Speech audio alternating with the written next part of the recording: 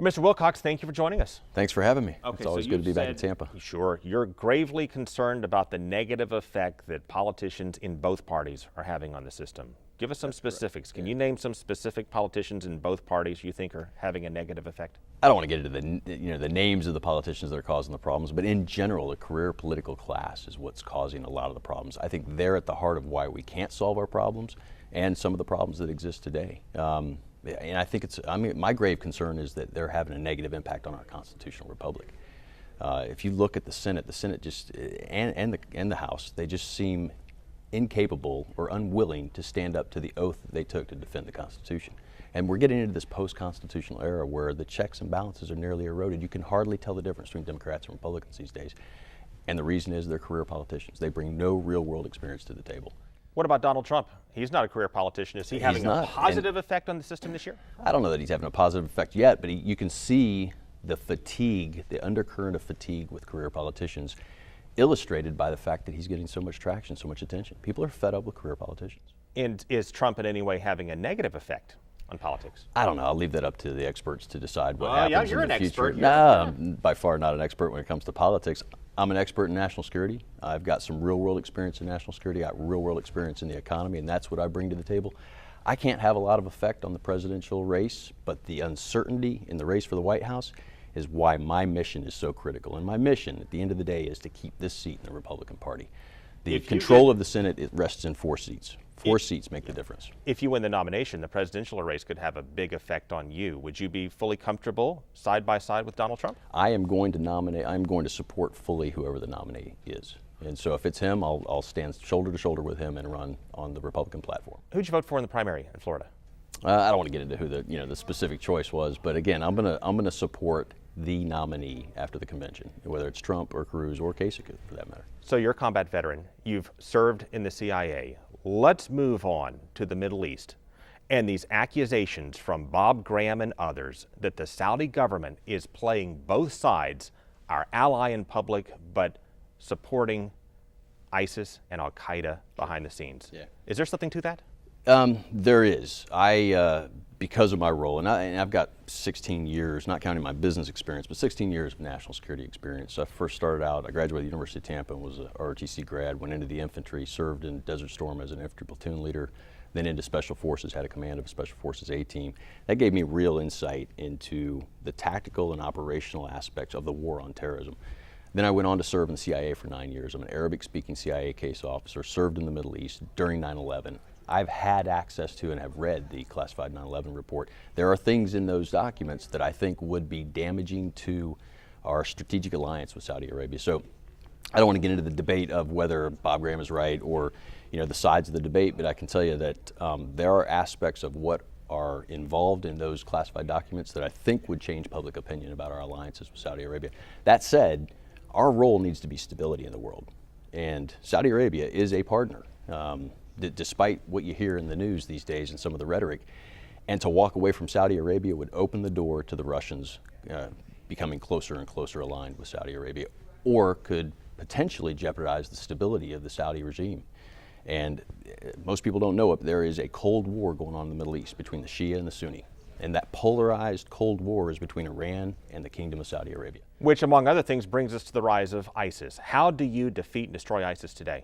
I put out a plan, and this is an illustration of my real-world experience in national security and foreign policy. I put out a plan 3 days after the Paris attacks, and it's a very specific, detailed plan on how to destroy ISIS. And that's an illustration of the real-world experience that I bring to the table. The misnomer is, and you hear it from the left all the time, that ISIS was a direct result of the Bush administration's invasion in Iraq in the first place. I was on the ground in Iraq in 2002 and 2003 during the war, shoulder to shoulder with some of our allies and with the military coalition.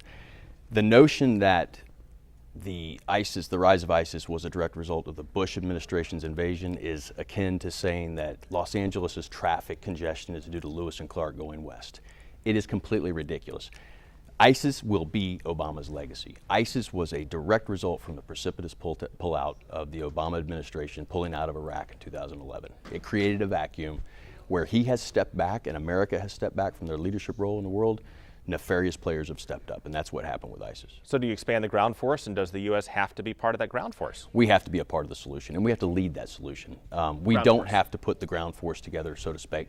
We need to use every pillar of national power we have, and that includes military, diplomatic, economic, cultural, cyber, across the board. And what we should call for is our Sunni partners to step up with a 200,000 man ground force that we push from behind and lead in a coalition with special operations. But easier said than done, because the reason that ISIS swept into Iraq is that the locals wanted them there, considered them a better alternative to the Shia-led prosecution they faced. That's not true. Then why did ISIS sweep in and pick up troops? ISIS swept in as a result of the vacuum that was created when we pulled out in 2011, and it left us blinded. We had the second largest consolidation of intelligence apparatus in contemporary history, next to Vietnam, and when we pulled out, we became blind to what was going on. So there's not sympathy for ISIS within those Sunni communities in the occupied territories. You have to understand how the Middle East works. The Middle East is a mosaic, and it's cultural, it's ethnic, it's tribal. And so anywhere you see a straight line in the Middle East on the map is a result of the Sykes-Picot Agreement. This was a British and French accord after the fall of the Ottoman Empire, where a drunk Brit and a drunk Frenchman sat down over a bottle of scotch and carved up what was left of the Middle East, irregardless of ethnic, tribal, or religious makeup.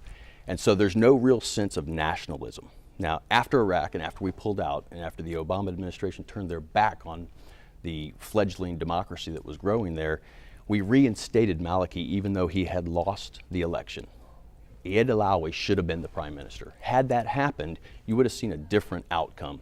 We turned our backs on what was going on in this fledgling democracy. The Sunni tribes that were part of our awakening in the surge back in 2005 and 2006 felt alienated.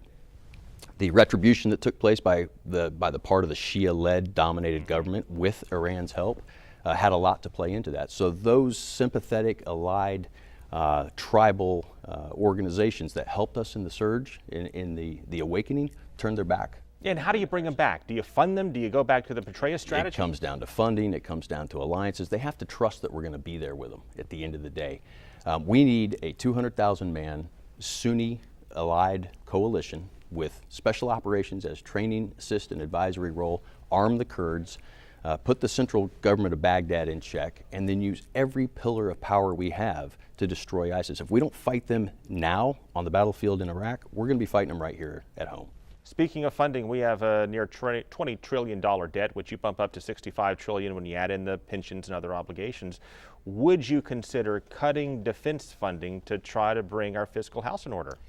I've said this several times, and it's been echoed by some very credible sources, that our debt situation is the existential threat to America. We have $19 trillion in annual debt. We have another $100 trillion on our balance sheet. And for those who are watching and understand generally accepted accounting principles, if we use the analogy of a company, our balance sheet now has a $100 trillion debt, unfunded debt on our balance sheet. We as a nation should be mustering our board of directors, fire the management team, and deal with what would be bankruptcy in the commercial world. If we don't deal with that and we don't deal with it now, it's going to be the house of cards that brings America down.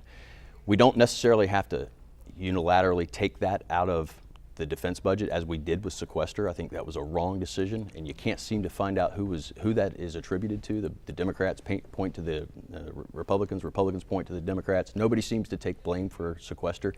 It was the wrong policy, and it set us back from our capabilities and our defense posture. Defense spending is usually measured as a percentage of GDP growth. If we can grow our GDP, which came in today from the Commerce Department at 0.5% thus far this year, it's ridiculously low.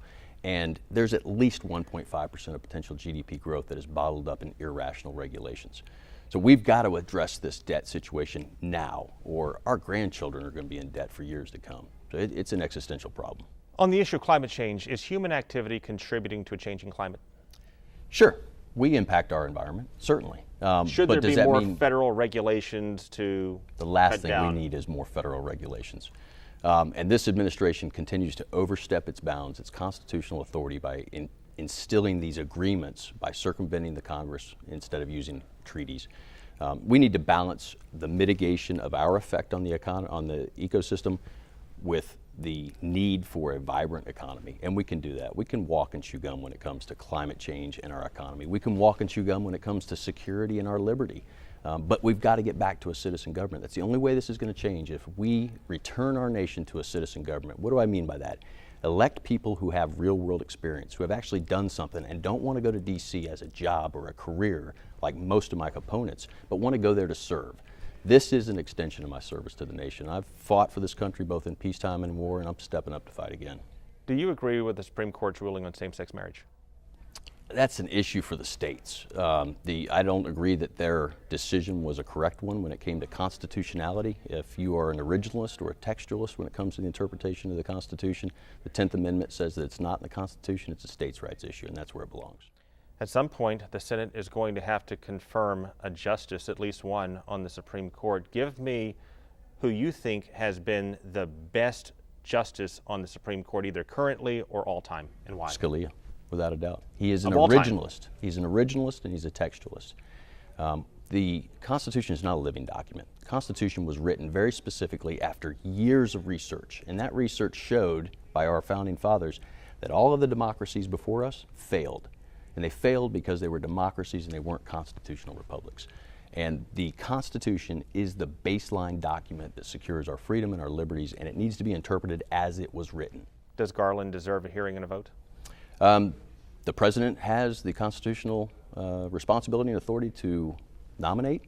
The Senate has the constitutional authority and obligation to advise and consent. And they've decided that they are not going to consent on this nomination. There's nothing in the Constitution that says they have to hold a confirmation hearing. That's a rule, that's a process. The Constitution is being followed. Elections matter.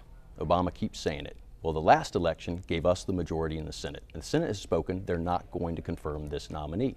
So let's wait until after another president is elected and let the people decide. That's why my mission's so critical. It's probably more critical than the race for the White House, because the control of the Senate is going to determine not just this nomination, but the next 2 or 3 nominations over the next 4 or 5 years. So it's critical that we keep the Senate. Let's talk about a battle in Florida. You've had this battle in Florida, Republican versus Republican, over whether or not this state should accept some $50 billion to expand health care for the poor. Should we accept that federal money? No, because there's so many strings attached, and the out years, the federal government steps back. So while we'll think we're getting a lot of money right now, the obligation for that expanded burden is going to fall on the states, and we can't afford that right now. The entire Obamacare system that's been put in place is a failure, and it's going to implode upon itself. And what we need to do, like we would do in the business world, is assemble all the players, all the stakeholders, and come up with a better process for this. Florida's also rejected billions of dollars for high-speed rail. Now, you, from your time in Orlando and Tampa, know a thing or two about traffic on I-4. If not high-speed rail, what then should we do, or can we do, and could you do as a member of the U.S. Senate to alleviate traffic? I think high-speed rail is a good thing. I think should we have accepted the money? I don't know. I wasn't involved in the debate that went along with there. I think there is a solution, a private-public partnership that's working. All Aboard Florida seems to have a solution for that, though there are a lot of strings attached and a lot of regulations that went along with that. We've got to make investments in our infrastructure. And people in my own party would say that's an expense. That's not the role of the government. Well, if we didn't take that role, we wouldn't have an interstate system. We wouldn't have the Hoover Dam. There's enough validation that we've got to make some investments. Another good one is Jacksonville. I was in Jacksonville yesterday. I think we should invest in deepening the port. I think Florida can be the hub, the gateway for all logistics for everything coming into the United States from the southern hemisphere. Those are some of the things that I think the government should focus on. You want to make federal lawmakers read the bills before they vote on them. How do you make them do that? It would be great, but how do you make them do this? I know you can have some sort of electric, are you still reading yes or no? Sure. You can still get around that. I don't know. There's enough technology now that we could audit whether you read the thing before you pushed yes or no on your vote card. The bigger point is we need to return to a citizen government. The way to do that is end career politicians. So I put out a 5-point plan that calls for 12-year term limits. So 2 terms in the Senate, 6 terms in the House of Representatives. Strip them from pension benefits. Make them read every bill one way or another. I'm sure we can come up with a way that we can audit whether they read the bill before they vote on it. No exemptions for Congress. Anything that they pass applies to them equally as it does to the rest of the citizens of America. And Now, finally, yeah. and the final point, which I know my opponent David Jolly likes quite a bit, is ban them for life from ever being K Street lobbyists. If we put those 5 things in place, there'll be no aspect for a career. You'll go there and you serve, and then you go home. And that's what our founding fathers envisioned, and that's the pathway to a solution for America. Speaking of auditing, one of the last things to get funded typically when money is tight is oversight. Now, you say you want to cut the IRS in half, and you have the commissioner of the IRS saying the cuts have already debilitated his ability to close the tax gap. They don't have the oversight they need to collect taxes that are due. How do you square that with your proposal to cut the IRS in half? That's self-serving comments by the IRS commissioner. He should be impeached, quite frankly. The money that should go into oversight should give the resources to Congress to do their job in oversight. And that's the oversight that we truly need. We need oversight by the legislative branch over this executive branch. We're pushing into a post-constitutional era because the executive branch is so large and doles off so much largesse from our Treasury that the career politicians just keep ponying up to the bar. It's got to stop. And the only way it's going to stop is with a constitutional amendment for term limits, and that's what I fully support. If at least one other challenger to the Republican nomination agrees, would you agree unconditionally to a debate here on our stage? Not only would I agree, I would call for a debate, and I openly challenge my opponents to a debate. I think the Republican Party of Florida and our chairman, Blaise Ngolia, and partners like yourself, Bay News 9 and other broadcasters should come together and we should have a debate for the next 3 months. May, June, July, or June, July, and August. But we should have a debate series so that voters get to see the contrast between career politicians and political insiders and myself. So I openly and eagerly want debates. Mr. Wilcox, thank you for your time. Thanks for having me, sir. I appreciate it.